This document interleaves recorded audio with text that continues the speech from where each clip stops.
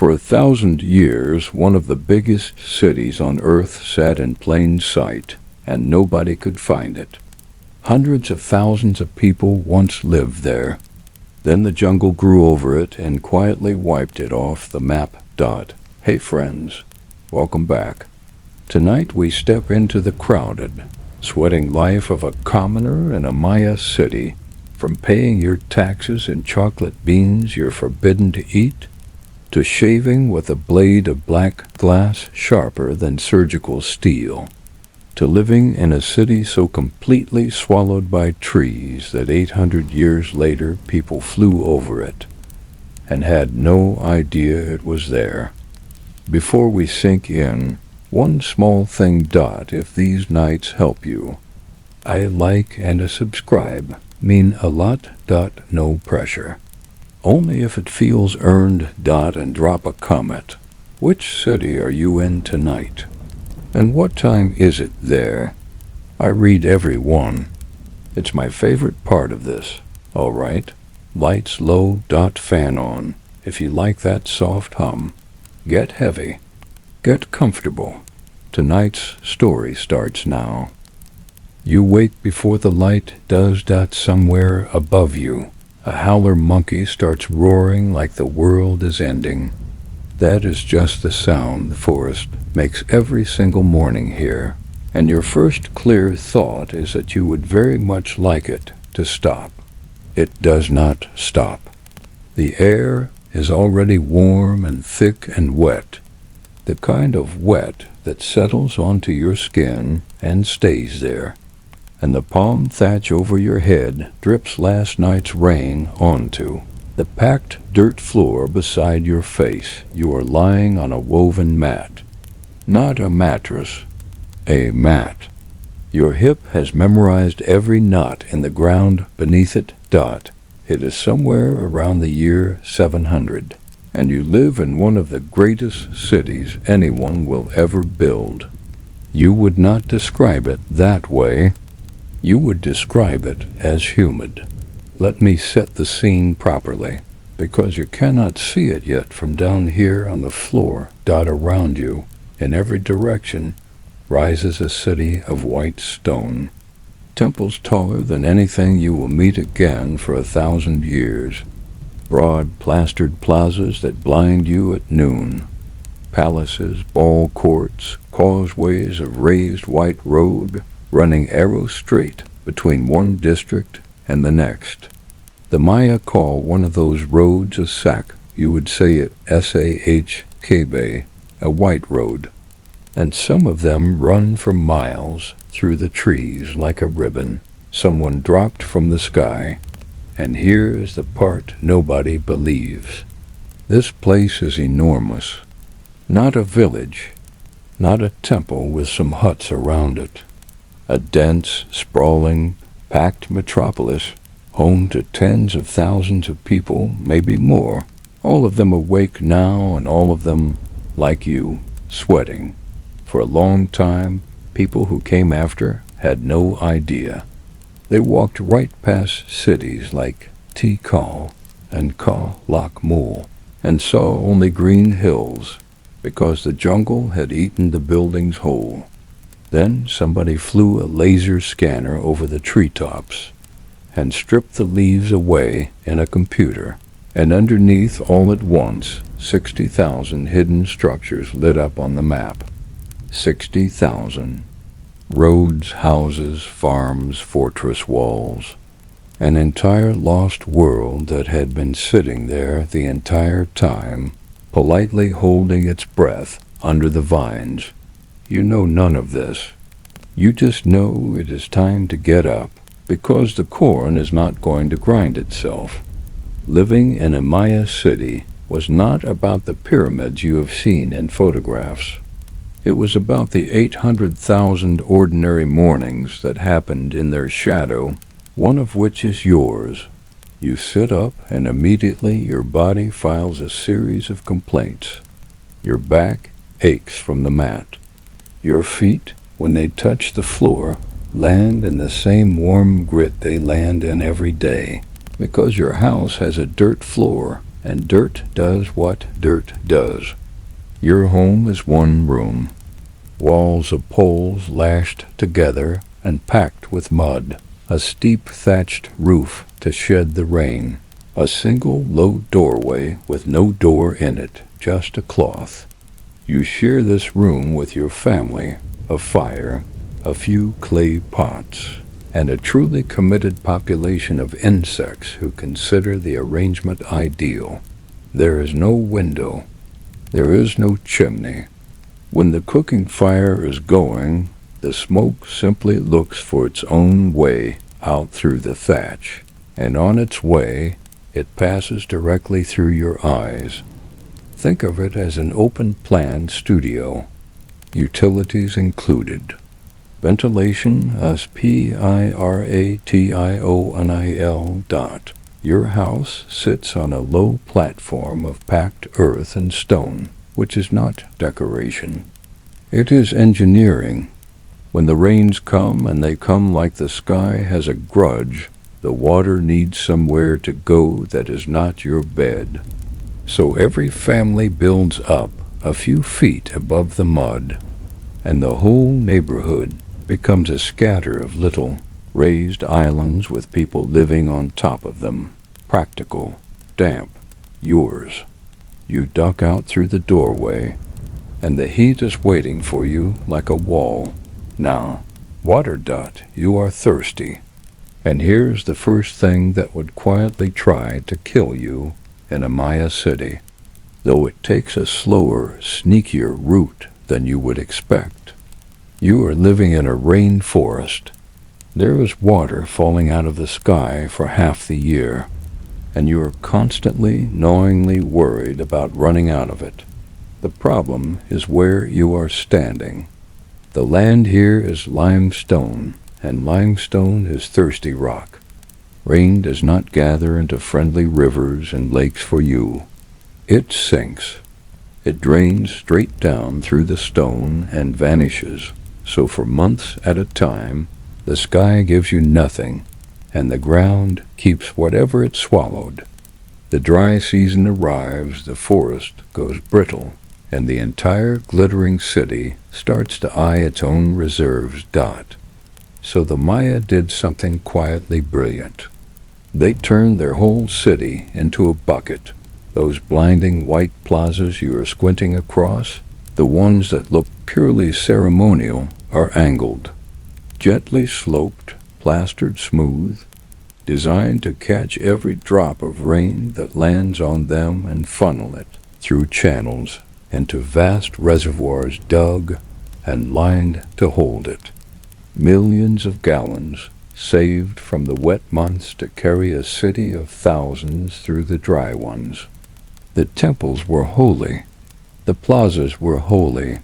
The plazas were also the municipal water department. Working a second job, you personally have a smaller version of the same idea in your yard. It is called a cholchun, say a chultun, a bottle-shaped chamber carved down into the bedrock, plastered tight with a narrow neck at the top. You store water in it. You store food in it. You lower things into the cool dark and pray the seal holds. You draw up the morning's water, and it is flat and warm and tastes faintly of the plaster it has been sitting in. You drink it anyway. In a Maya city, being picky about water was a luxury reserved for people who had never been thirsty in April. Surviving the dry season here was not about praying for rain. It was about not wasting a single mouthful of the rain you already caught. Now you eat. And I have good news and bad news. The good news is that breakfast is the same as every meal, so there are no unpleasant surprises. The bad news is that breakfast is the same as every meal. It is corn. It was corn yesterday. It will be corn at your funeral. But do not feel too sorry for yourself yet, because Maya corn is not a sad thing. The night before, Someone in your household soaked the dried kernels in water, mixed with white lime or ash, and left them. This does something close to magic. It softens the tough skins, it changes the chemistry of the grain, and it unlocks nutrition the corn would otherwise keep locked away from you. Skip that step and a corn-only diet slowly makes you sick. Do that step and corn can carry a civilization on its back for 3,000 years. The Maya figured this out so long ago that by your morning it is simply how food works.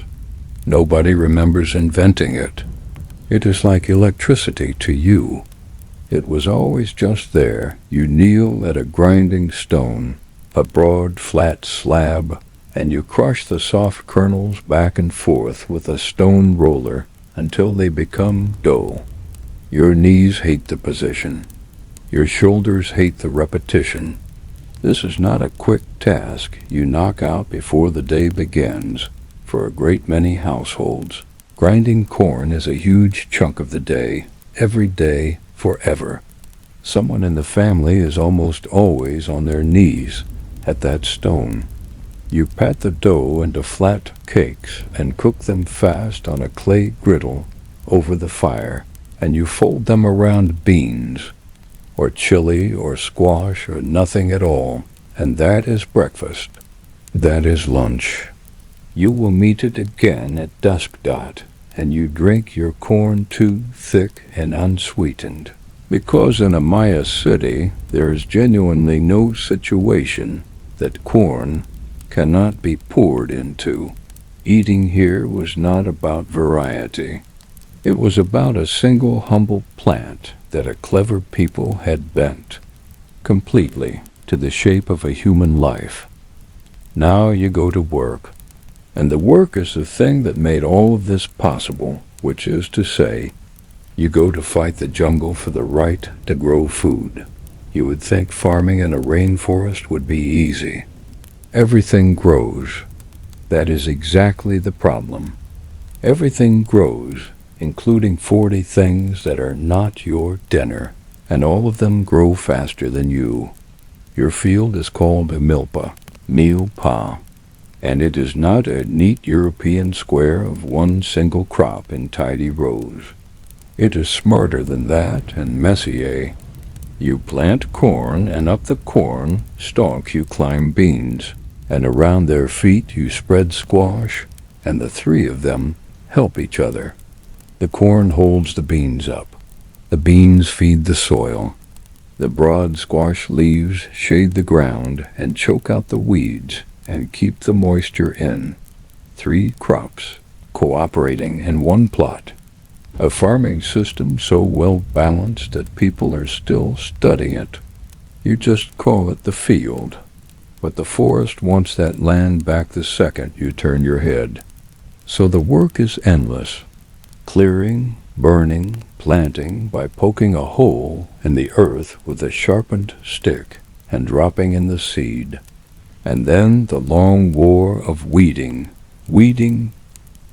under a sun that treats your neck like a personal project. There is no hat unless you made one. There is no cool drink waiting in a cooler.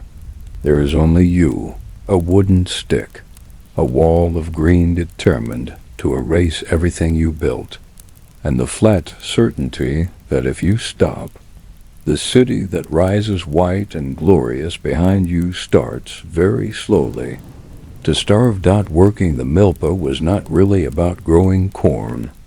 It was about holding back the trees for one more season, knowing the trees were extremely patient, and you were not Dot by now. The day is hot enough to bend the air, and the city is fully awake, and there is one more place I need to take you before we stop, because it is the beating heart of the whole thing, the market. Picture it.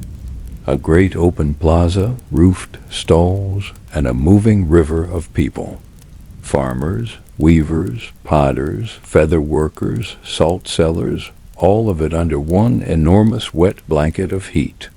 And the noise, and the smell, roasting maize, ripe fruit going soft, copal smoke curling up sweet and resinous from a shrine at the edge.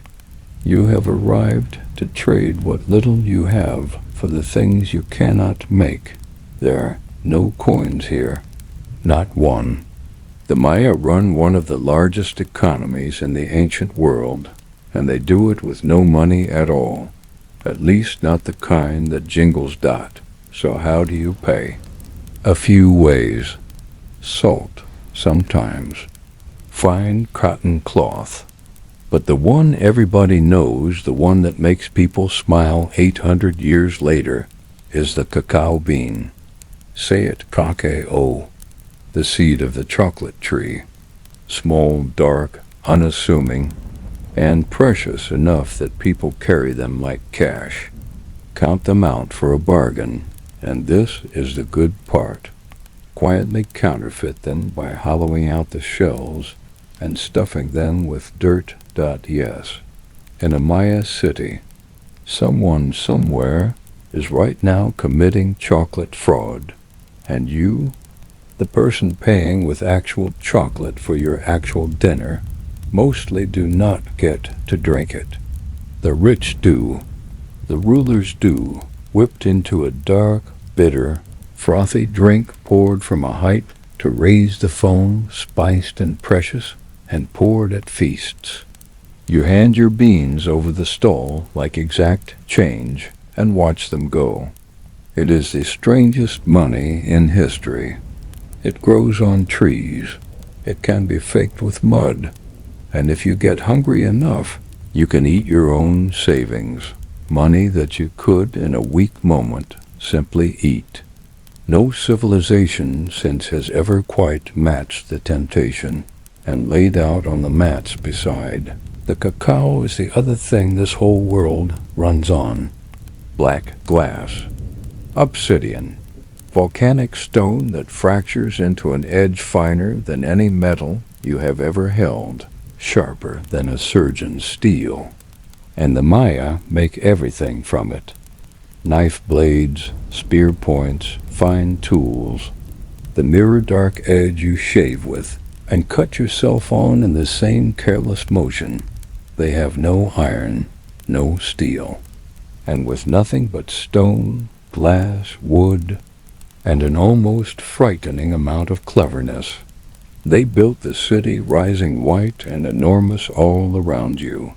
You stand in the middle of that market, sweating chocolate poor, holding a blade of black glass, and you have not even reached the hard part of your day, because up on the Great Pyramid, above the crowd, above the smoke, something is being prepared, and it will want everyone watching, everyone watching. The drums start and the whole market seems to lean toward the pyramid at once. You feel it before you understand it. A low pulse rolling out across the plaza, conch shells moaning somewhere high above, and the crowd around you going quiet and turning, all those sweating faces tilting up toward the great white staircase that climbs into the smoke. You turn too, because everyone turns.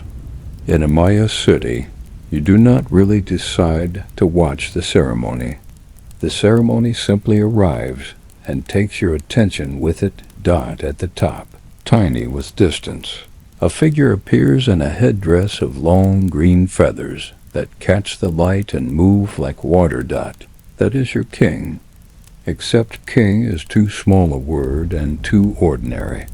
To you, standing down here in the heat with dried corn dough still under your fingernails, that man is not the government. He is the hinge, the living door between your world and the world of the gods, the one person who can stand in both at once and keep them from drifting apart. When the rains come on time, that is partly his doing. When they do not, that is his problem. And yours, you would call him the Lord, and you would never, ever meet his eyes. His job today is to bleed. I will not draw it for you. because the details are not the point, and the Maya would not have wanted a stranger gawking anyway, but the idea underneath it matters. The Maya believed the gods had given something of themselves to make the world and the people in it, and that the debt had to be paid back in kind, in the most precious thing a person owns.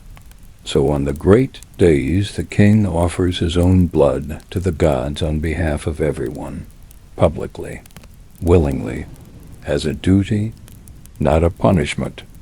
Picture your head of state on the biggest holiday of the year, climbing the tallest building in the country to personally suffer on live television so the crops will grow. It reframes the whole notion of leadership. Here the man at the very top has the hardest ritual of all, and everybody is watching to make sure he does it. Being king in a Maya city was not about comfort. It was about being the one person who could never, ever call in sick dot, and on the darkest days, in the worst droughts and the biggest wars, the offering was not the king's blood. It was a life. The Maya took captives for this, mostly prisoners hauled home from the fighting between cities, and they gave them to the gods on the high platforms in front of the whole community. It is grim. There is no way to make it not grim. But I want you to hold two things at once: that it was genuinely brutal, and that, to the people around you, it was not cruelty for its own sake.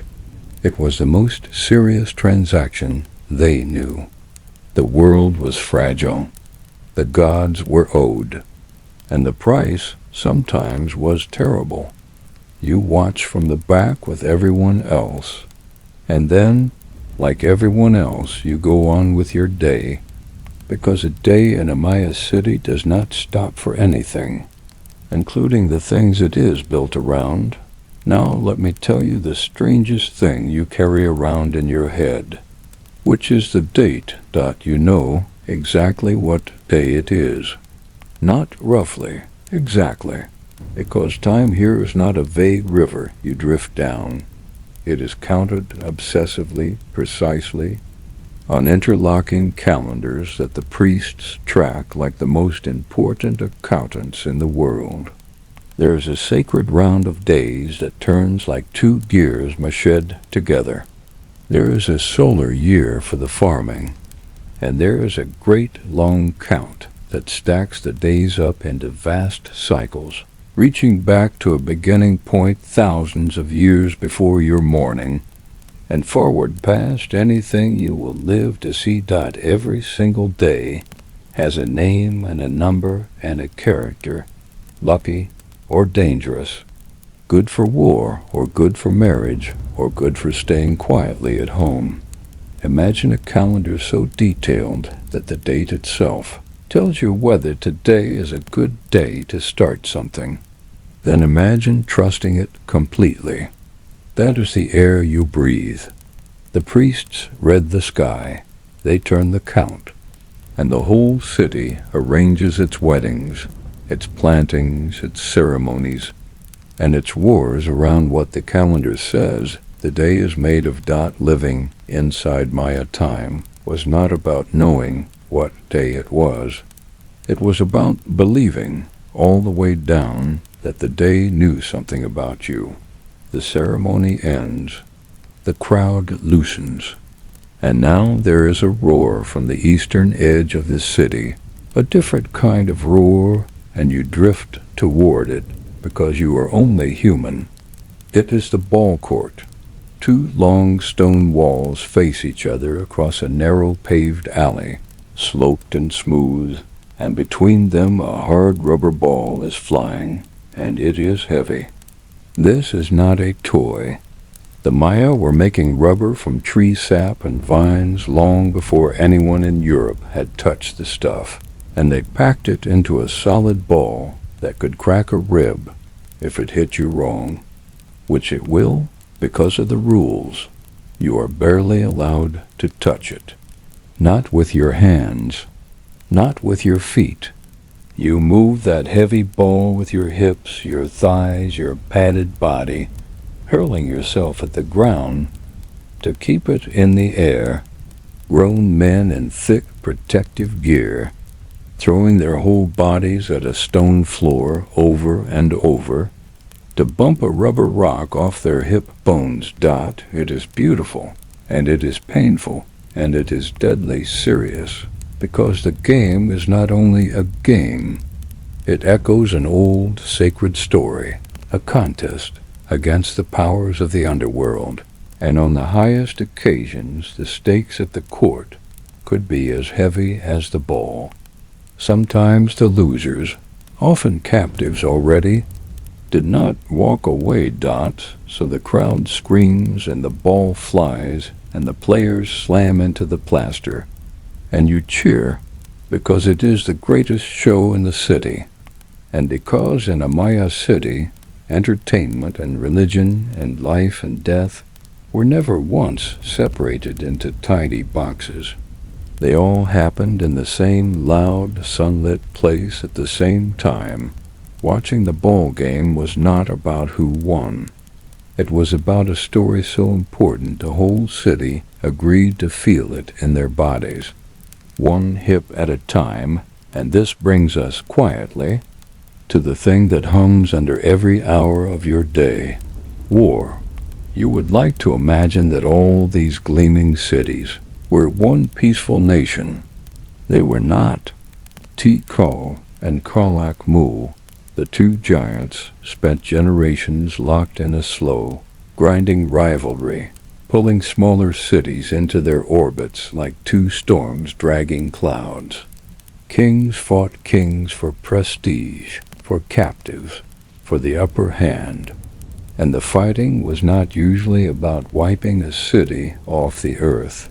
It was about humiliation and prisoners and proving whose gods were stronger, which meant the goal often was to take you alive. Sit with how that changes a battle. You are not only afraid of dying, you are afraid of being carried home to someone else's plaza, to stand where you just watched a stranger stand this morning. Capture was the nightmare, and so a warrior's paranoia in the bad seasons was a very specific, very personal thing. Living between rival Maya cities was not about dodging arrows. It was about staying off the wrong pyramid in the wrong city on the wrong day. But honestly, the thing most likely to end you is not the war or the ball or the ceremony. It is the water you cannot see and the air you cannot help but breathe. You live packed close, in heat and damp, beside standing water and stored food, surrounded by mosquitoes who regard you as a public utility. Illness moves easily here. A fever that a modern pharmacy would end in a day can, in your world, simply keep going. A wound from a black lace blade or a fall on the plaster can turn bad. There are healers and real remedies drawn from the forest, some of them genuinely effective, plants people are still curious about. But there is no fighting an infection you cannot see. So the quiet arithmetic of your life is not dramatic. It is small. A bad tooth, a cut that will not close, a fever in a child. The city that built reservoirs and read the stars could not do much about the smallest enemies of all. Surviving a Maya city was not about surviving the gods, or the wars, or the games. It was about surviving an ordinary Tuesday over and over, until you had strung enough of them together to call it a life. The sun drops fast here. There is barely a dusk. One moment the plazas are gold, and the next the light is gone, pulled down behind the tree line all at once, and the great white temples turn gray, then blue, then simply darker shapes against a darker sky. You walk home through cooling streets that smell of wood smoke and rain about to fall. The market is folding itself away. Somewhere a dog barks and a baby fusses, and the day's last conch call fades off a temple you can no longer see. You duck under the cloth into your one room. The fire is low and orange. Your family is a set of familiar shapes around it, and the corn is warm, and the mat is exactly as hard as it was this morning. You lie down. Your back aches. The insects resume their work. Above the thatch, the first stars come out over a city that will glitter white for a few more centuries, and then, slowly, tenderly, disappear under the trees as if it had never been loud at all. The howler monkeys start again somewhere in the dark, and you close your eyes. In the greatest city on earth, and you sleep. City on earth, and you sleep. Long before the sun came up, the watchers were already awake. High on a temple platform above the sleeping city. A small group of men sat in the dark and did the same thing they had done the night before, and the year before, and that their teachers had done before them. They watched the sky, not idly, not the way you glance up at a pretty evening. They watched it the way a person watches something they are responsible for, tracking a single point of light across the black as it climbed, marking exactly where it rose against the notch of a distant building, writing the answer down. These were the Maya astronomers, and they were very, very good at their jobs. Here is the thing that is easy to miss from a distance. The Maya had no telescopes, no lenses of any kind, no clocks ticking off the seconds, no metal instruments, none of the machinery you would think a person needs to measure the heavens. They had their own two eyes, a place to stand, a way of writing numbers down, and time. An enormous, patient, generational amount of time. And with only that, they mapped the movements of the sky with an accuracy that, centuries later, would genuinely startle the people who came to check their work. They tracked the sun until they knew the length of the year to a hair.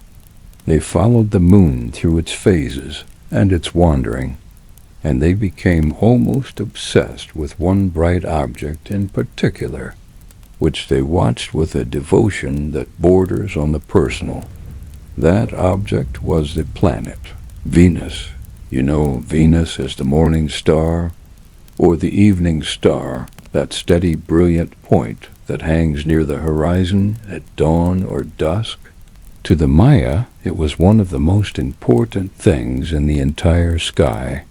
They followed its cycle, the way it appears as a morning star, vanishes, then returns as an evening star, and they charted the whole rhythm of it across hundreds of days, again and again, refining the number, until they could say with confidence exactly where Venus would be and when it would reappear, and they wrote it all down in a book.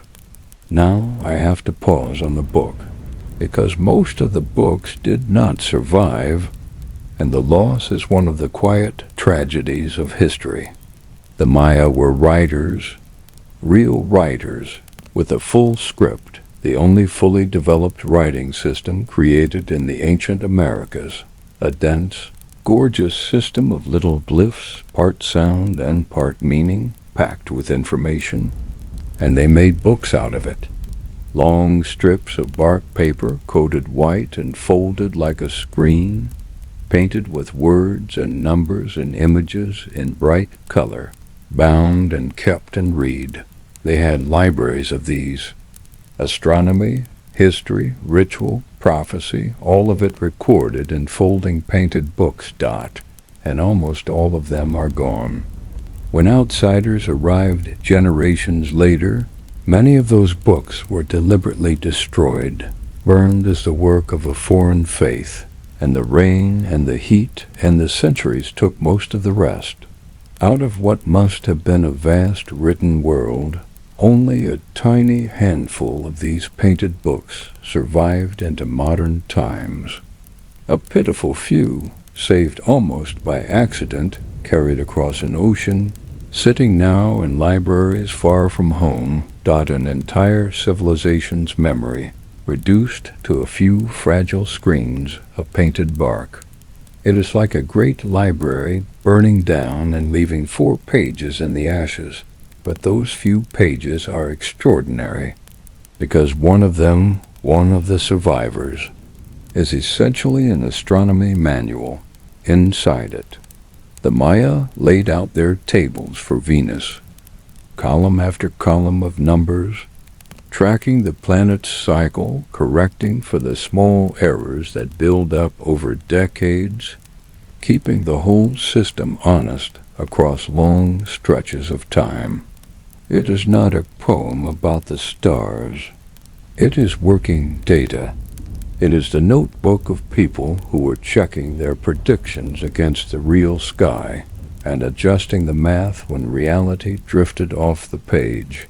They also filled it with tables for the moon, and here is where it gets genuinely astonishing. Using nothing but naked eye observation and patient record-keeping, the Maya worked out the rhythm of eclipses. They understood that eclipses do not happen at random, that they follow a hidden pattern, and they built a table that warned when the sky was entering a dangerous season, a window when the sun or moon might be swallowed. Sit with that for a moment. From the top of a stone platform with no equipment, by watching and writing and watching and writing, they learned to see the machinery behind an eclipse, to know it was coming. In a world where a darkening sun could feel like the end of everything, the priests who tracked that book could look up, unsurprised, and say yes. We knew about today. Knowing the sky for the Maya was not about curiosity for its own sake. It was about never being caught off guard by the heavens, because the sky was not decoration to these people. It was scripture. It was law. It was the timetable that everything else obeyed. Remember the calendars from the city. The Maya did not keep just one. They kept several turning at once, and the sky was how they set them. The solar year told the farmers when to burn and when to plant. The sacred count of days assigned each day its character, and the whole thing was tuned against the real movements of the sun and moon and Venus, so that the priests could stand up and say not only what day it was, but what the day was for, whether to plant, whether to marry, whether to crown a new king, and, chillingly often, whether to go to war, because Venus, that beautiful morning star they loved so much, was also, to the Maya, an object of dread. Its cycle was tied in their minds to conflict and danger, and certain moments in its journey were considered the right and proper time to strike an enemy. Kings launched campaigns to match the planet.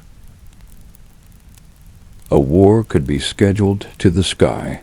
Imagine a general who will not attack until a particular star reappears at dawn, and who believes completely that the timing is what makes the victory. That is not superstition scattered on top of real life. For the Maya, that was the operating system underneath it. Reading the stars was not about wonder alone. It was about knowing when the universe would allow you to act, and so the buildings themselves began to reach toward the sky. If the heavens ran everything, then a great temple should not just sit wherever was convenient. It should be aimed, and so the Maya built their cities to line up with the sky. Certain temples were positioned so that on a particular morning of the year, the rising sun would strike a precise point, or shine down a specific stair, or throw a shadow along an exact edge.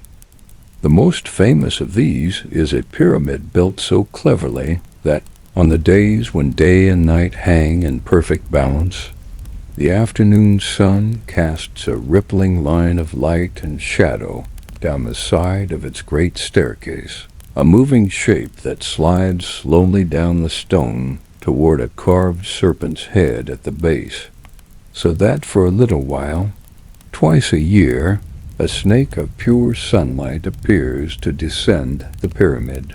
The whole building is a machine for catching one moment of the year and making it visible to a crowd. They built it on purpose out of stone and shadow and the turning of the earth, and it still works. People gather to watch the light serpent crawl down the steps to this day.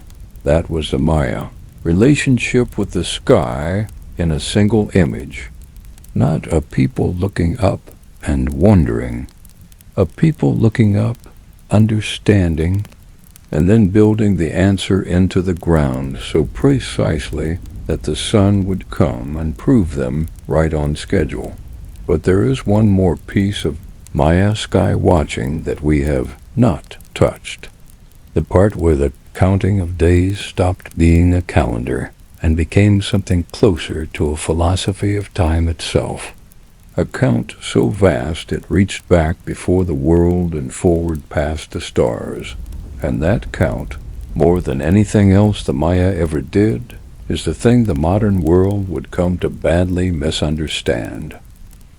To understand how the Maya counted the days, you have to let go of the idea that time is a line. For you, time is a road running from behind you to in front of you. A single track. The past is back there, the future is up ahead, and you are walking forward along it. That picture feels so obvious it barely feels like a picture at all. But it is a picture, and it was not the Maya one. For the Maya, time was made of cycles, inside cycles, inside cycles. Wheels turning within wheels. Days gathering into groups, groups gathering into larger groups, those into larger ones still, each one turning at its own speed, all of them meshed together like the gears of an unimaginable machine. And the great achievement of the Maya was to build a way of writing down exactly where you stood. Inside all of it at once, they called the biggest version of this, the long count, and it is one of the most ambitious ideas any ancient people ever committed to. Here is how it worked. In spirit, if not in every detail, the Maya started from a base unit, the day. They bundled days into a unit of 20. They bundled those into larger blocks, and those into larger blocks again, each level roughly 20 times the one below, so that the numbers climbed with dizzying speed. A handful of these units already reaches back years. A few more, and you are counting centuries. Stack them high enough, and you are measuring stretches of time longer than most civilizations have existed. And then they anchored the whole thing to a single starting point, a day zero, a mythic beginning set thousands of years before the height of their cities, from which every date could be counted forward exactly, with no ambiguity. Think about what that gives you. With the long count, a Maya scribe could carve a date onto a monument that pinned an event to one specific day out of hundreds of thousands, unmistakably forever. This king took the throne on this exact day, this many days since the beginning. This battle was won on this precise date. This temple was dedicated on this one. Yet it is a time stamp. A civilization carving permanent, precise time stamps into stone more than 1,000 years ago, so that the exact day would never be lost. And in many cases it worked. We can still read those dates and place them on our own calendar, day for day. Writing the long count was not about marking the passing weeks. It was about refusing to let a single important day dissolve into vagueness. Ever. But because the count was built from cycles, it carried an idea inside it that the modern world would seize on and completely misread.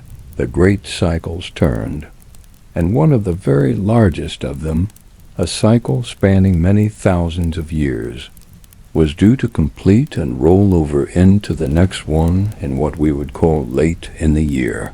20-12. You may remember what happened when that got out. For a while, a certain slice of the modern world became convinced that the Maya had predicted the end of the world, that the calendar simply stopped, ran out, hit the last page, and that this was some ancient warning of doom aimed across the centuries directly at us.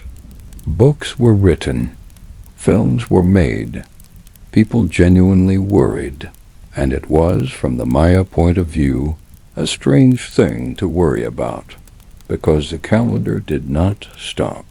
That is the whole misunderstanding in a single sentence. The completion of a great cycle was not an ending. It was a turning over, a milestone. The way your car's odometer rolling past a big round number does not mean the car ceases to exist. It just clicks over and keeps counting.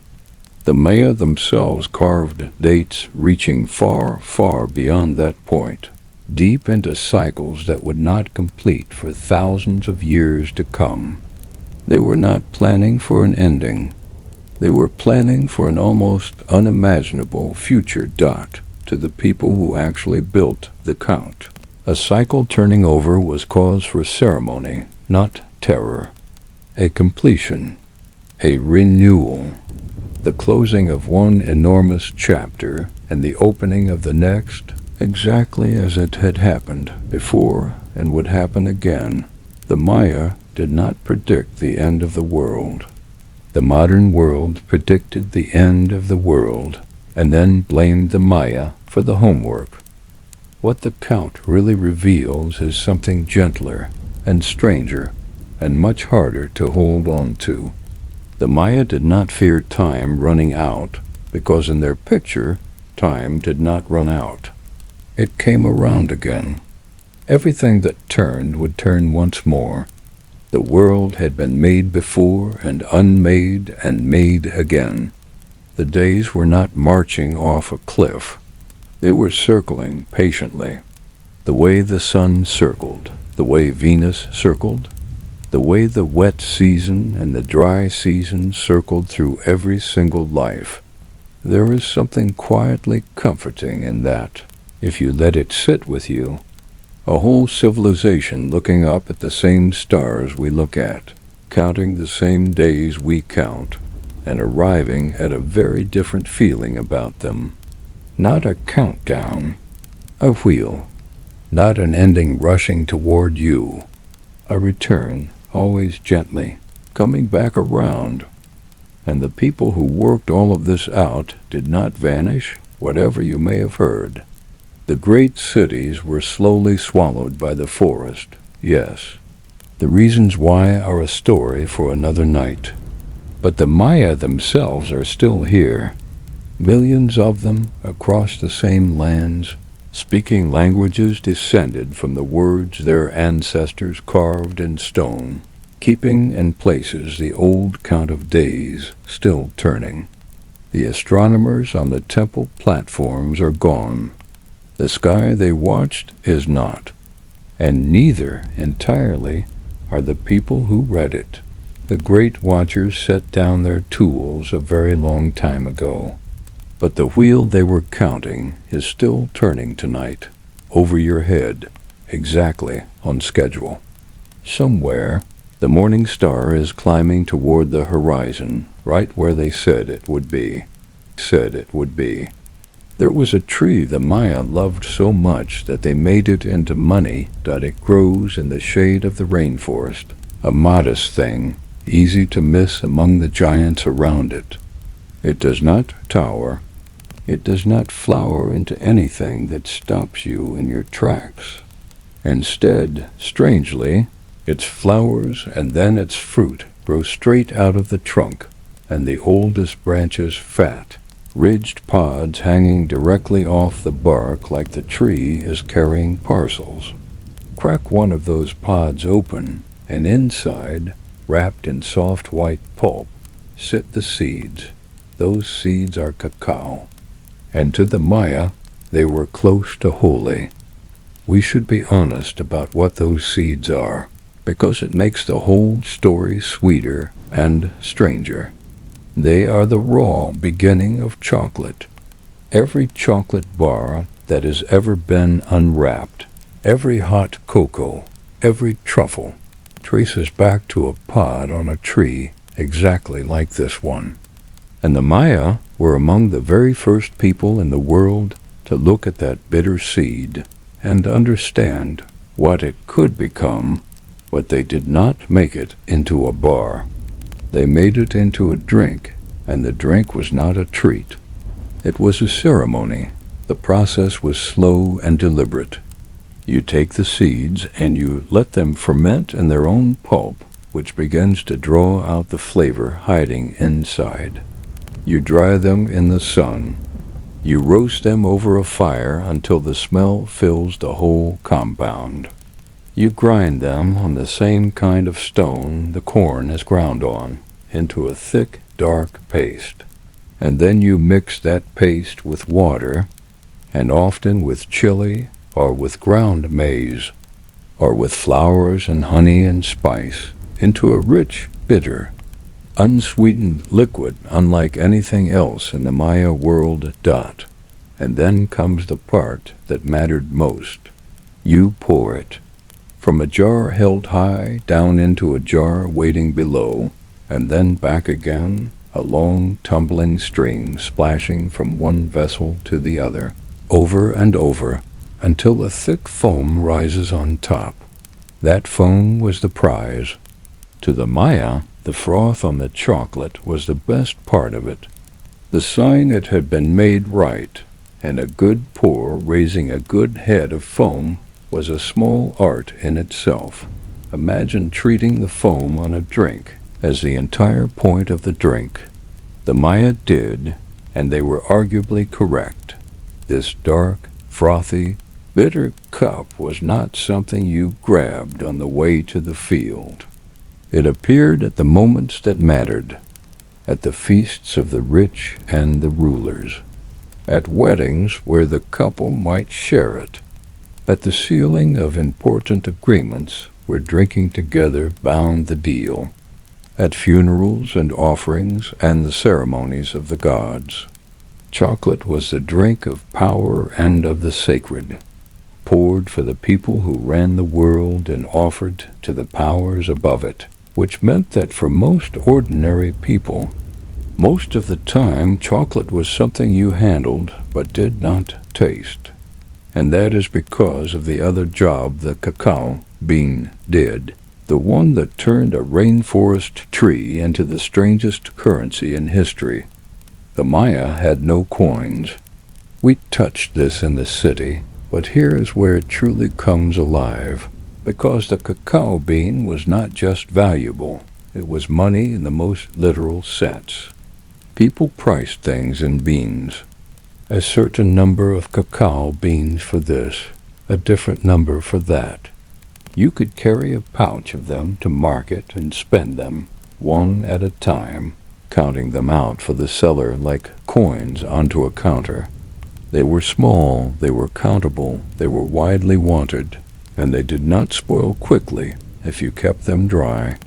In other words, they behaved almost exactly like cash dot records that survive give us glimpses of the going rates, and they are wonderful.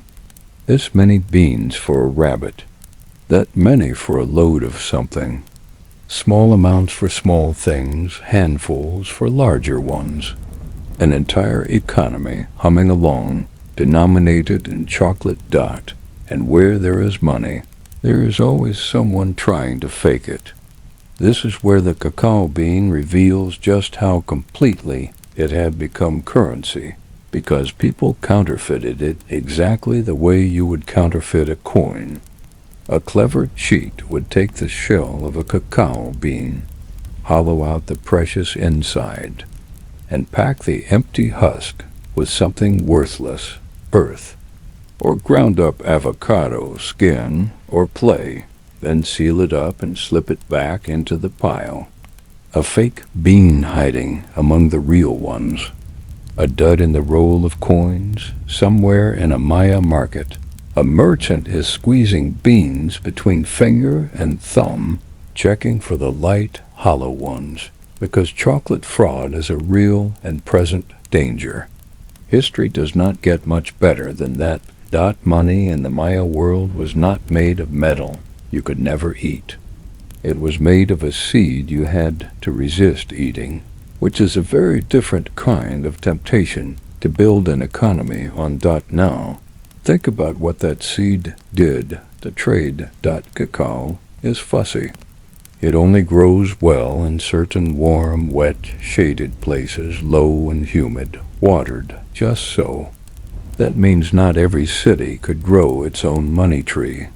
The best cacao came from particular regions, and everyone else wanted it both to drink and to spend. So cacao had to move. It had to travel, sometimes long distances, from the places that could grow it to the places that could not. And cacao was only one of the treasures on the move. This was a civilization crisscrossed by trade, threaded together by merchants and porters and canoes, carrying the specialties of one region to the markets of another, because there were no wheeled carts pulling loads here and no horses or oxen to pull them. The goods of the Maya world traveled on two things, human backs and water. On land, trade meant porters, men who loaded goods into a pack, braced against the forehead by a strap, and walked for days along forest paths and the great white causeways, carrying a civilization's commerce, one heavy load at a time. And on the water, trade meant canoes, some of them large, hollowed from single great trees, sliding along the rivers and hugging the coastline, loaded down with cargo and paddling from port to port. A single one of those trading canoes, seen by outsiders much later, was described as astonishingly large and piled with goods, cloth, and blades, and cacao among them, an entire floating shop moving along the coast. Being a Maya merchant was not about a shop that stayed still. It was about the road and the river, and the weight you could carry down them, and the beans waiting at the other end. Because at the other end of every one of those journeys was the thing the whole system existed to feed, the market. And the market was where salt, and cloth, and black glass, and jade, and feathers, and the little dark beans of the chocolate tree all changed hands at once. Under the heat in a river of people. We have stood in that market before, but we never looked closely at what was actually laid out on the mats, and some of it is stranger and more precious than chocolate. Asterisk, asterisk, spread out on the market mats beside the chocolate were things worth more than chocolate. Start with the one that surprises people. Salt. It sounds dull. It is not dull. In a hot climate where people sweat all day under a heavy sun, the body needs salt the way a fire needs air, and salt is also how you keep food from rotting in a world with no refrigeration. Salt preserves. Salt sustains. And salt is not lying around everywhere, waiting to be scooped up. It has to be made along certain stretches of coast. The Maya turned salt-making into an industry. They boiled seawater in pots over fires until the water fled, and the salt was left behind, or they let the sun do the work in shallow pans, and they produced it in quantities that could be traded far inland. Whole communities specialized in it, and that plain white mineral, carried up from the coast, became one of the steady, essential goods flowing through the markets of cities that had no coast of their own. Salt, in the Maya world, was not a seasoning you took for granted. It was a preservative, a medicine, and a small fortune, carried inland from the edge of the sea. Then there is the black glass again, obsidian.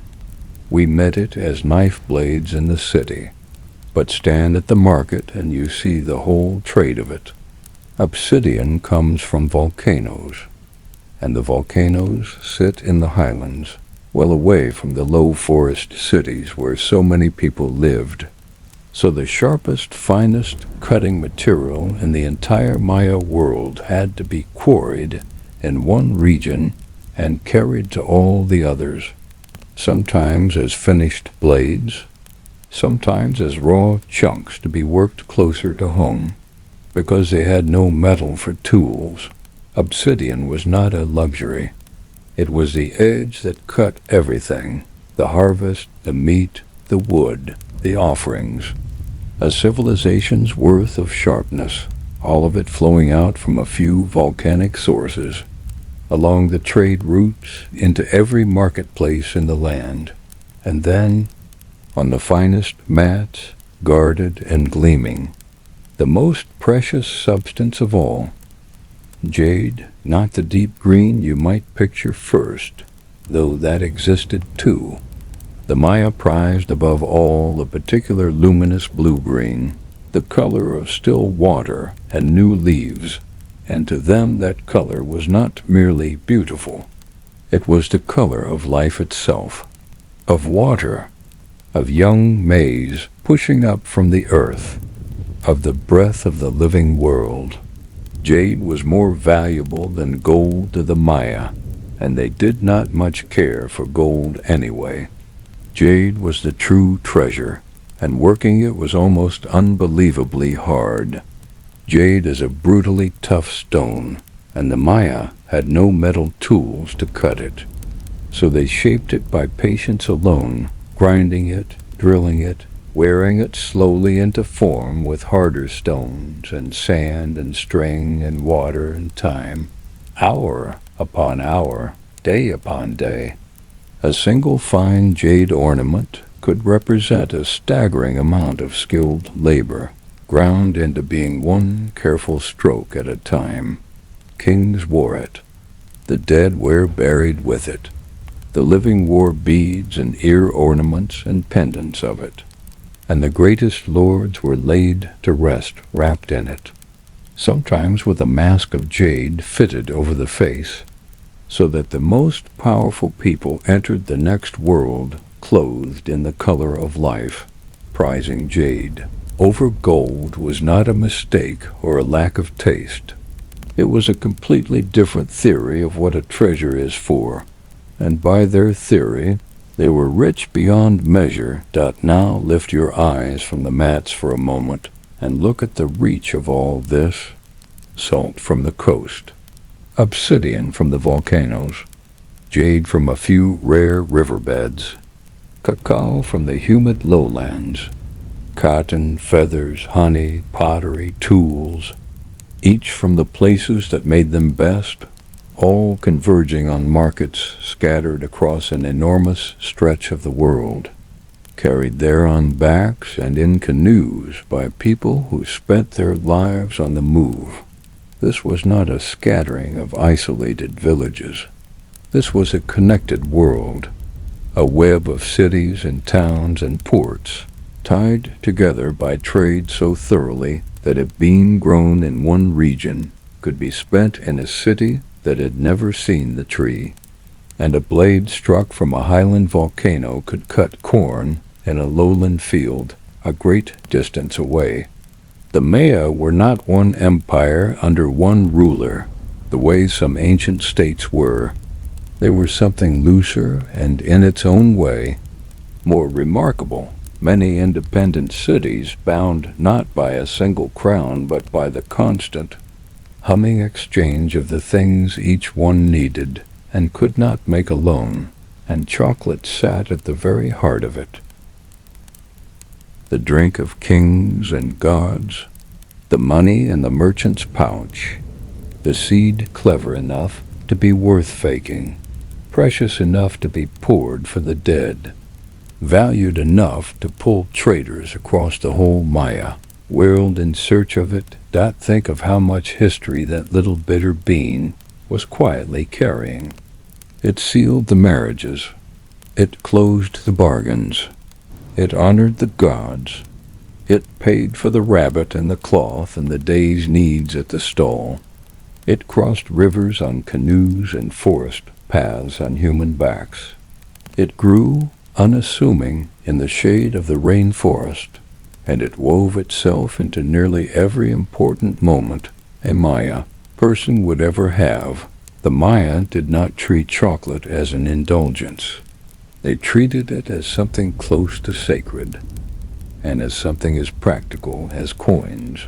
At the same time, without any sense of contradiction, it could be the holiest drink at the altar and the small change in your hand. On the very same day, there is a lovely, humbling thought in that. The next time chocolate crosses your path, in a wrapper, on a shelf, easy and cheap and everywhere, it is worth remembering that there were people who saw the very same seed and built a piece of their civilization out of it, who fermented it and roasted it and poured it foaming from jar to jar, who counted it out like treasure and buried their kings in the color of new leaves, who understood that some ordinary-looking things are worth far more than they appear. If you know how to look at them, the tree still grows in the shade of the forest, carrying its fat pods straight off the bark, exactly as it did then. And inside every pod, the same small bitter seeds are still waiting, the way they waited for the Maya, holding a sweetness nobody would guess was there.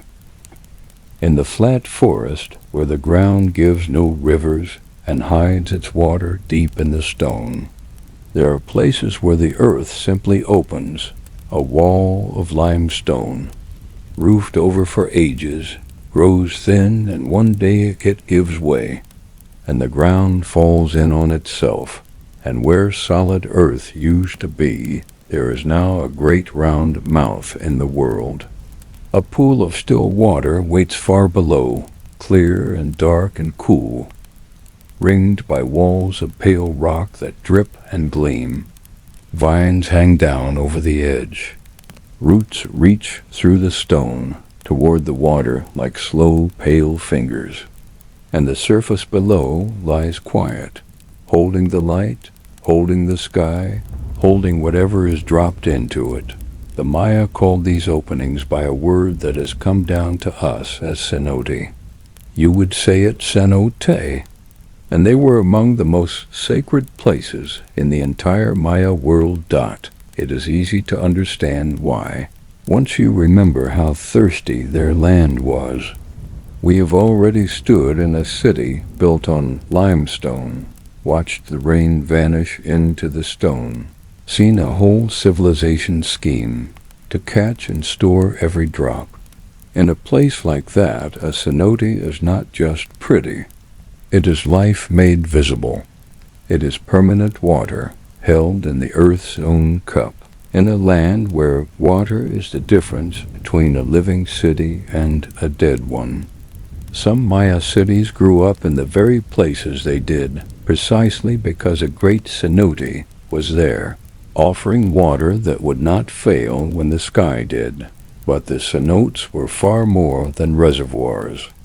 They were doorways. To the Maya, the world was not only the sunlit surface you walked on.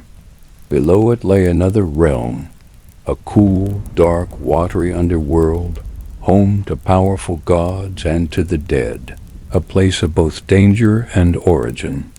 and a cenote opening straight down out of the daylight into the dark water below was understood as a mouth of that other world, a threshold, a place where the surface world and the realm beneath it touched, and where a person could reach across with an offering and be heard.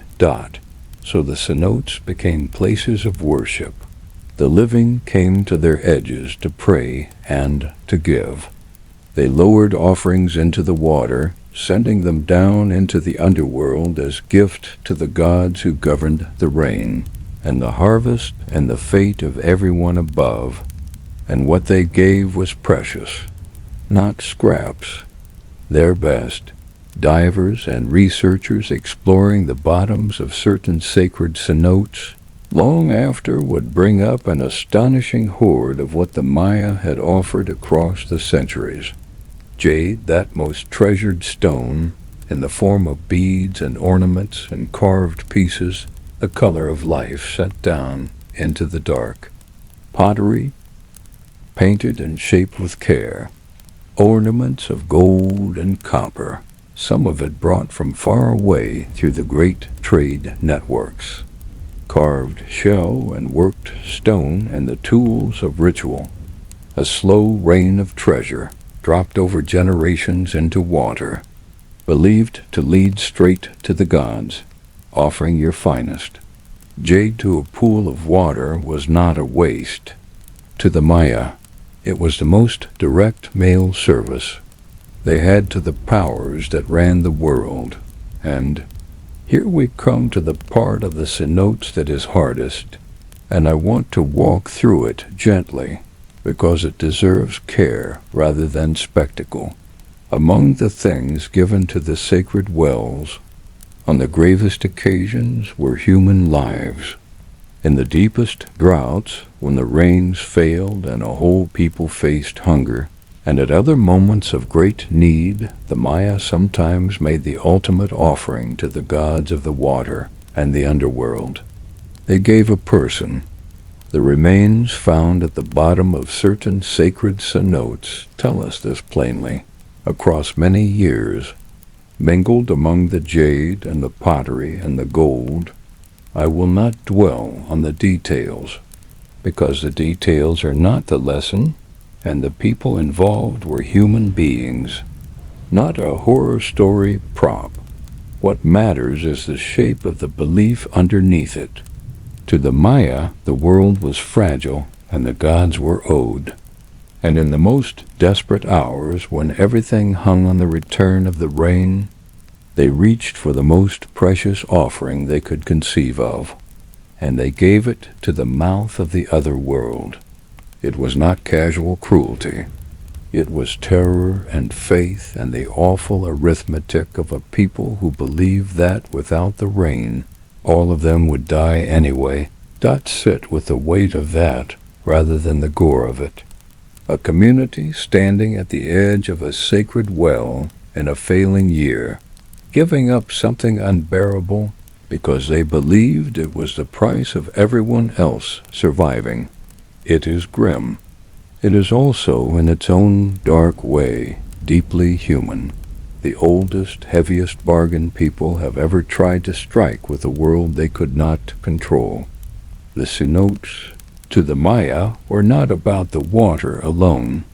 They were about the boundary between this world and the next, and the terrible and beautiful things people will send across it. When everything they love is at stake, and there is one more layer to the underworld the cenotes opened onto, a place the Maya knew by name and told stories about, and feared and understood in equal measure. They called it Sibalba. You would say it Xibalba, the place of fright, the underworld itself, and it had a mythology all its own, a realm of lords and trials, of cunning and danger reached through caves and dark water, from which, in the great stories, heroes could descend and, against all odds, return. That story is one of the most remarkable the Maya ever told, and it is where we are going next. down through the dark water, into the place of fright, to hear it, to hear it. The great story of the underworld begins, of all places, with a ball game. The Maya remembered a tale, one of the most important they had, carried down through generations, and by great luck, written down in a form that survived when so much else was lost.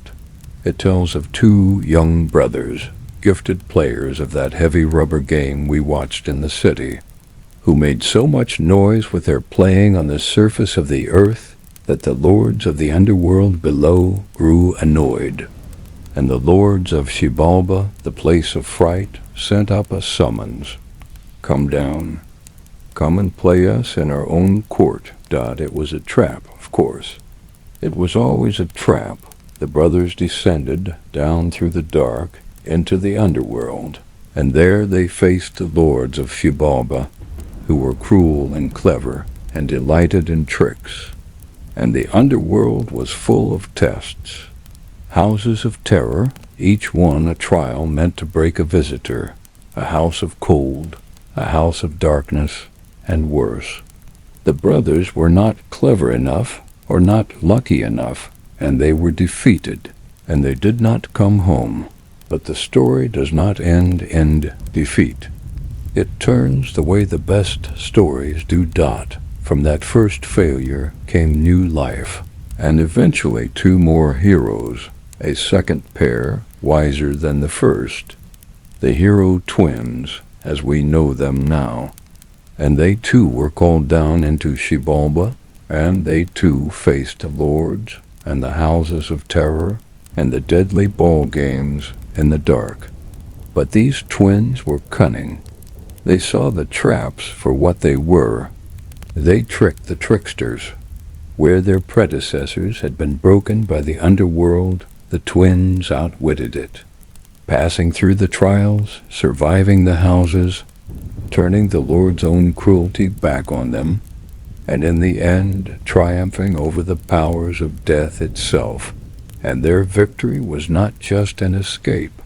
In the deep logic of the story, their triumph over the underworld was bound up with the renewal of life on the surface, with the maize that dies into the ground and rises again green, with the cycle of death and rebirth that the Maya saw turning through everything, because that was the real subject underneath the adventure, not just two clever boys beating some monsters.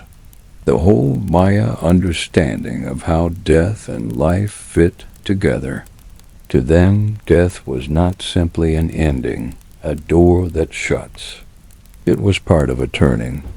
The seed goes down into the dark earth and seems to die, and then it rises as new corn. The sun goes down into the underworld each night and seems to be swallowed, and then it climbs out again at dawn. Everything that goes down comes back around, and the journey of the hero twins through the place of fright and their return was the great story-shaped expression of that faith, that even death is a passage, not a full stop, and that life somehow comes back. The story of Xibalba was not really about monsters in the dark. It was about a people who looked at death and chose to see a doorway, and a coming around rather than an ending. And this is why the cenotes mattered so much, and why we end our long night here at their still dark water. A cenote was a real place. Cool water and thirsty stone, the practical salvation of a city in the dry season. But it was also that story made physical, a genuine opening in the earth, leading down out of the sunlight into dark water, toward the very realm the hero twins descended into. When a Maya person stood at the rim of a sacred well and looked down at that quiet pool, holding the reflection of the sky, they were not only looking at their water supply, they were looking at the threshold of the other world, the mouth of Xibalba, the place where the surface and the deep touched, and where, in the great stories, it was possible, barely, cleverly, at terrible cost, to go down into death and climb back out into life, that is a remarkable thing to build into your landscape. Not to hide death away at the edge of things, but to have it there in the middle of the map, in the pools you drank from, a permanent reminder that the dark and the light were connected, and that the one always, eventually, gave way to the other dot. So picture it one last time, as the night settles fully over us, a cenote in the forest, in the deep quiet after dark, the great pale mouth in the earth, ringed by dripping stone, the vines hanging still, the water far below, black now, holding the reflection of the stars, the same stars the astronomers watched, wheeling slowly overhead, exactly on the schedule the Maya carved into stone 1,000 years ago. Somewhere down in that water rests the jade the living let fall, the color of new leaves, sent into the dark as a gift and a prayer. And all around the forest breathes, warm and wet and endless, the same forest that would one day, close so gently over the white cities that people flew above them without knowing they were there. The Maya are still here, in their millions, keeping their languages, and in places, the old turning count of days, the cities sleep under the trees. The morning star keeps its promise, and the sacred wells hold their still water and their treasure, and their long memory of a people who looked down into the dark and were not only afraid, who saw in that black and quiet water a door. The water does not move, the stars turn slowly on its surface dot, and the forest keeps its secrets. The way it always has, the way it always will, always will. The stone cutter is carving a date, and it will be one of the last dates anyone here ever cuts. He does not know that. How could he? He works the way his teachers worked, chipping the glyphs into the tall stone, the way it has always been done, recording the day, the king, the ceremony, pinning this moment to the great count, so that 1,000 years from now, someone will be able to read it and know exactly when he stood here. His hands are sure. The city around him is still standing, still white, still holding the shape it has held for centuries dot, but the plaza behind him is quieter than it used to be. Fewer feet cross it now, and within a lifetime or two, the tools will go down, the carving will stop, and the last dated stones of the southern cities will fall silent, one after another, across a whole world. Around the year 900, this is one of the great mysteries of history, not because it is bloody or sudden, but because it is so strangely quiet and so hard to fully explain. For centuries, the southern lowland cities had been the beating heart of the Maya world. Tikal, Calakmul, and dozens more, dense and glittering and loud, crowded with people, roofed with plaster, ruled by their god-kings and tracked by their astronomers. And then, over roughly 100 years, the greatest of them wound down. The monuments stopped going up. The grand construction stopped. The courts emptied. And the populations that had filled those cities, hundreds of thousands of people, thinned and scattered and were gone. Not all at once.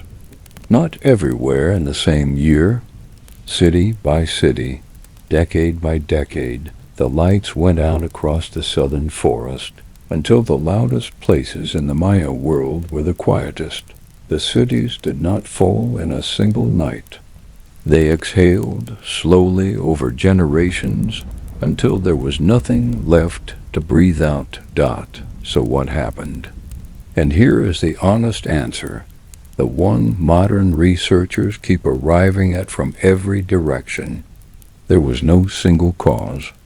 There was no one enemy, no one disaster, no tidy villain to point at. What brought the great cities down was several pressures at once, leaning on each other, until the whole structure gave way. And to understand it, you have to start with the land itself, and how hard those cities were pushing on it. Remember what these cities were: enormous, packed, home to some of the densest populations the ancient world ever produced, all of them needing to eat every single day from fields carved out of a rainforest that wanted its land back. For centuries, the Maya managed it brilliantly. They terraced hillsides. They drained and raised wet ground into fertile plots. They worked the forest with a care and cleverness that fed millions.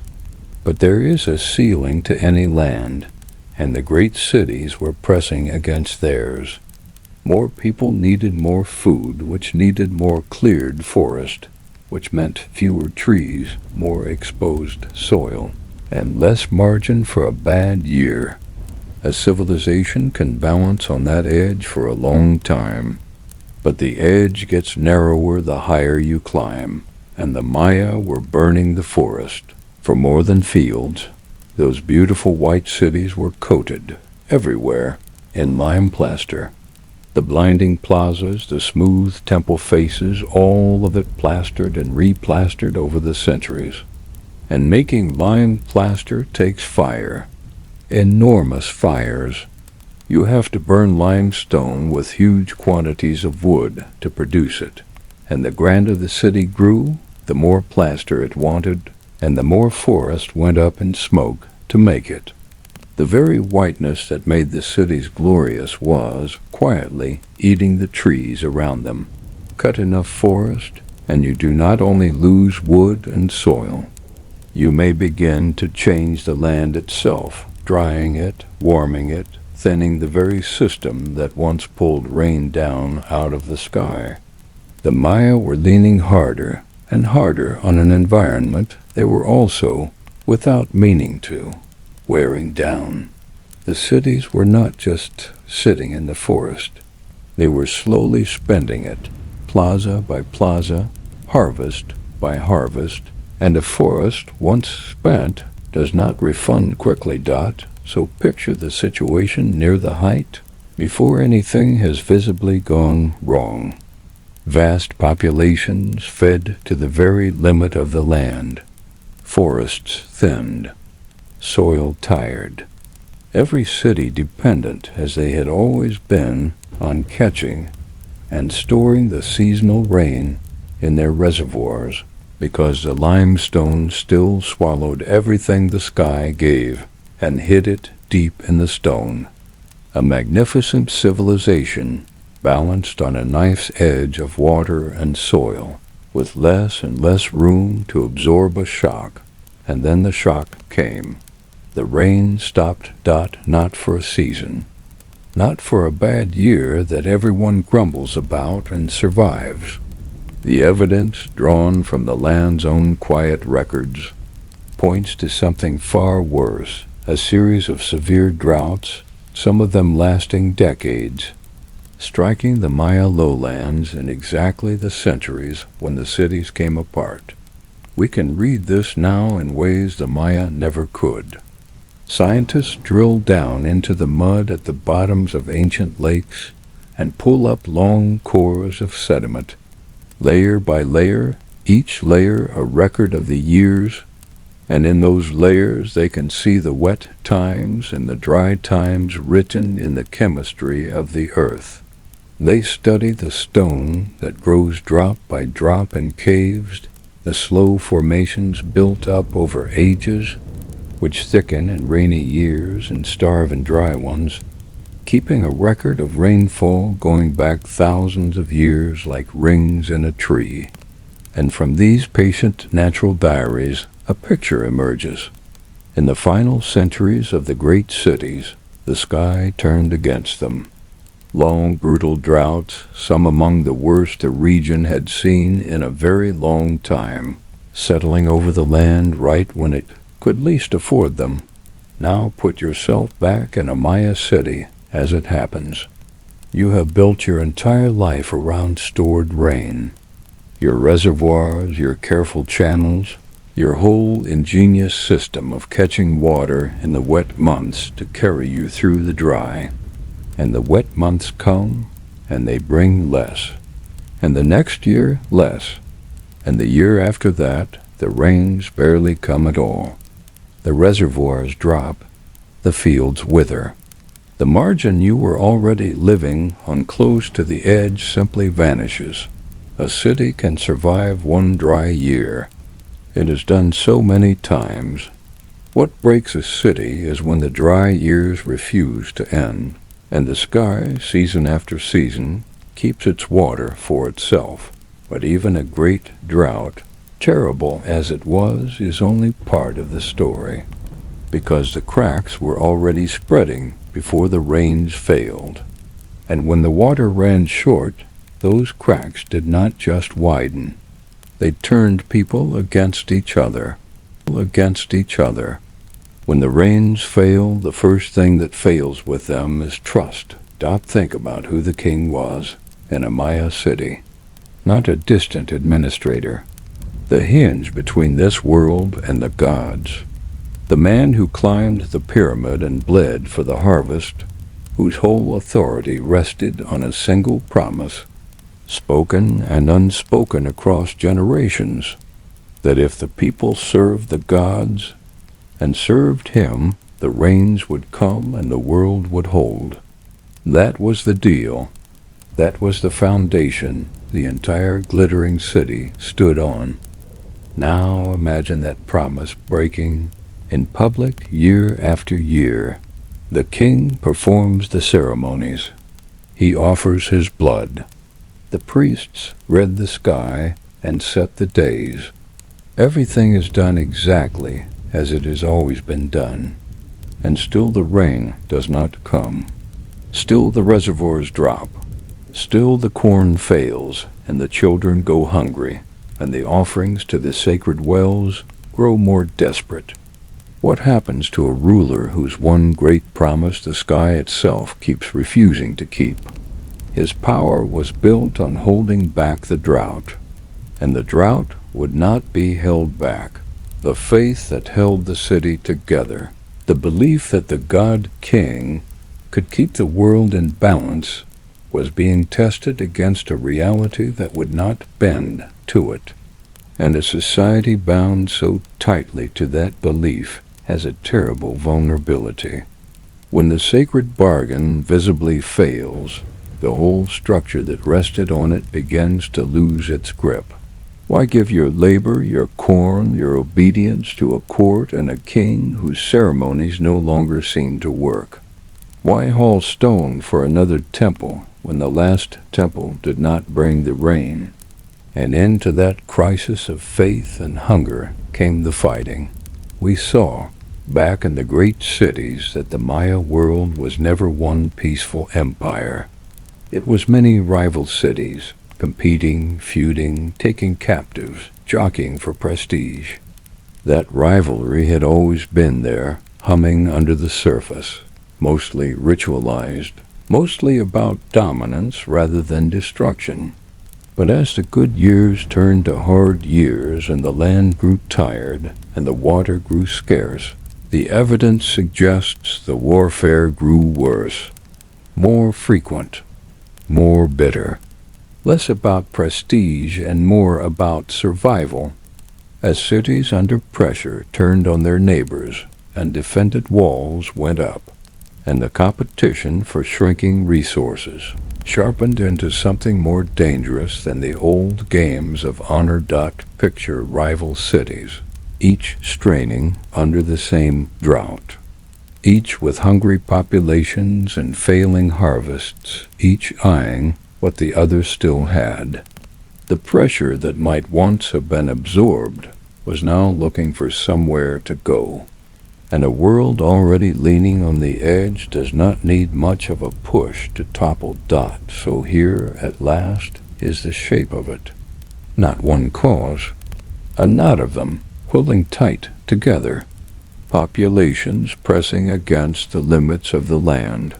Forests thinned and soil worn down by the very grandeur of the cities. A dependence on stored rain and a place that hid its water in stone, in a long, savage series of droughts settling over all of it at once. A sacred promise, broken in full view, that no ceremony could mend, and rising conflict as desperate cities turned on each other for what little remained. Any one of these the Maya had survived before. All of them together, arriving in the same terrible window, was too much. The structure gave way. The collapse of the great cities was not a single blow that shattered them. It was many pressures leaning at once, until the thing they held up quietly came apart, and people did the most human thing of all. They left. This is the part I want to hold on to, because it corrects the picture that so many people carry. The Maya did not perish. There was no great vanishing, no civilization simply blinking out of existence. What happened was that the crowded southern cities became impossible to sustain, and so over the generations the people who lived in them stopped sustaining them. They drifted away in families, in communities, out of the dying great centers, toward places that could still support a life. To the north, where some cities carried on, and even flourished for a time after the southern ones fell quiet. To smaller settlements, to the countryside, away from the enormous, hungry, thirsty machine that the great cities had become. The god kings and their courts did not survive the change. That whole grand system, the towering divine kingship carved on all those silent stones, faded. But the people were not the system. The people endured. They carried their languages with them, and their knowledge, and the old count of days, and they went on living in a different shape, across the same lands their ancestors had always known, and they are there still. This is the quiet triumph underneath the mystery. Millions of Maya people live today across those same regions, speaking languages descended directly from the words that Stonecutter was carving as the cities wound down, farming in places in ways their ancestors would recognize, keeping in places the old calendars still turning, day by named day. The cities under the trees are silent. Their descendants are not. The Maya did not disappear. Their great cities did, and the world confused the two, and mistook the fall of the buildings for the end of a people who never actually left Dot. So return, one final time, to the Stonecutter, and let him finish his work. He sets down his tools as the light goes long across the plaza. The date is carved.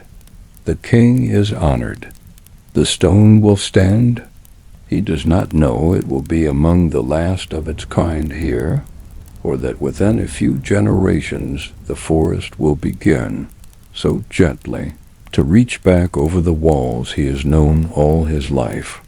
He only knows that the day is done, and that he has recorded it faithfully, the way it has always been done, Dot, and in a way he could never have imagined. He succeeded. The stone did stand. The date did survive. 1,000 years later, someone read it and knew the exact day he meant, and understood that a real person had stood in a real city on that exact morning and marked the turning of the count. Dot. The cities grew quiet. The rains eventually returned to a forest with fewer people left to need them. The great white temples softened under moss and root and vine. and slipped unhurried beneath the green until the loudest places in the ancient Americas were only hills in the trees that travelers walked past without a second glance. But the count kept turning. The languages kept their words, the descendants kept their ground, and the forest, closing so tenderly over the silent stones, was never quite the ending it appeared to be.